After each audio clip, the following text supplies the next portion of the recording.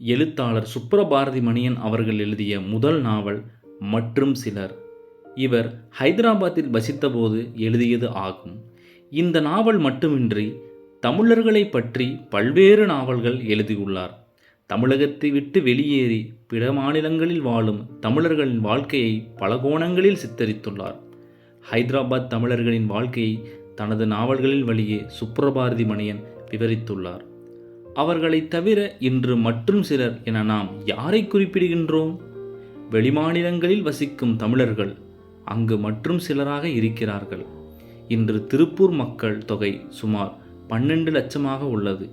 இதில் 5 லட்சம் பேர் புலம்பெயர்ந்து வந்த தொழிலாளர்கள். திருப்பூரில் இன்று வடமாநில தொழிலாளர்களின் வருகை அதிகரித்துள்ளதால் தமிழர்களின் எண்ணிக்கையை விட அவர்களின் எண்ணிக்கை உயர்ந்து கொண்டே போகிறது. இவர்களுடைய சிக்கல்களை நாம் எப்படி பார்க்கின்றோம் என்பதே இன்றைய கேள்வி. இவன் பெயர் ரமேஷ். அசாம் மாநிலத்திலிருந்து வந்திருக்கின்றான். தினசரி 15 மணி நேரம் வேலை செய்கின்றான். தமிழர்கள் வாங்கும் கூலியை விட குறைவான கூலியே இவனுக்கு கிடைக்கிறது. உருளைக்கிழங்கும் சப்பாத்தி மாவும் இருந்தால் போதும், இவனது வாழ்க்கை ஓடிவிடுகிறது. ஒரு சாதாரண 10க்கு 10 அறையில் பலரோடு சேர்ந்து தங்கி வசித்திருக்கின்றான். அடுத்தவன் முகேஷ். இவன் வங்காளத்திலிருந்து வந்தவன்.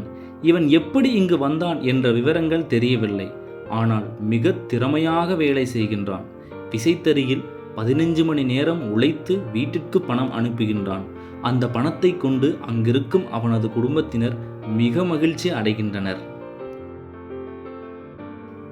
சொந்த ஊரில் நிகழும் ஜாதி அடக்குமுறைகளை தாங்க முடியாமல் இங்கு ஓடி வந்தவள் இன்று நல்ல வேலையில் இருக்கின்றாள். நன்றாக சம்பாதிக்கின்றாள். பெயர் பொன்னம்மாள். வருடத்திற்கு 4 முறை ஊருக்கு சென்று வருகிறாள். தான் சேமித்த பணத்தை ஊருக்கு அனுப்புகிறாள். இன்று அவள் கையிலும் மூக்கிலும் காதுகளிலும் தங்க நகைகள் மின்னுகின்றன. இவள் பெயர் உபத்ரா.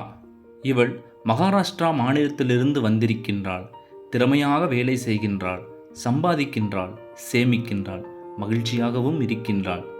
இவர்கள் எல்லாம் யார்? மக்கள் தொகை அதிகரித்து வரும் இந்த திருப்பூரில் மற்றும் சிலர் என்பவர்கள் இவர்களா?